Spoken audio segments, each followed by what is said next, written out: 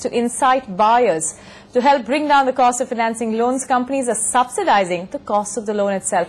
What do customers have to say about this? Although at the end of the day, they end up paying much more. No interest rate at all if you're buying a Merc, just 6% on the Sumo Grande and under 10% for Skoda cars and the Innova. Sounds like a fantasy? Not quite. Turned away by finance companies with high interest rates, automakers and dealers are now compelled to shell out from their own pockets to perk up sales.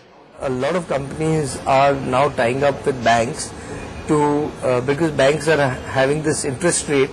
So instead of giving a straight discount to customers on the product itself, what they're deciding is it's better that they subvent that amount.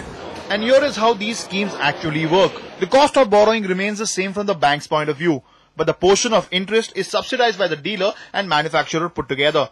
Dealers say there has been a positive response from the customers and they have been able to translate 50% of inquiries into sales.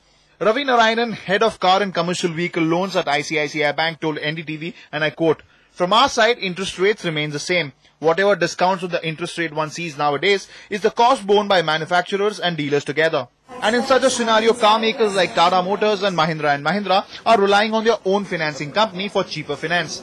All these vehicles require consumer finance, and that has been a major deterrent for sales.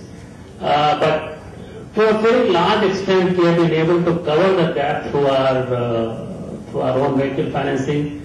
Earlier it used to be about 24-25%, now we reached 32%. We wouldn't mind going 40% or crossing 40%. There has been a mixed response from buyers so far, but most dealers hope that the trickle turns into a flood and boosts dispatches. But the million-dollar question is, how long can car makers take a hit just to keep customers from walking in and driving out of dealerships? In Mumbai, with Ketan Thakkar, Kabir Grover for NDTV.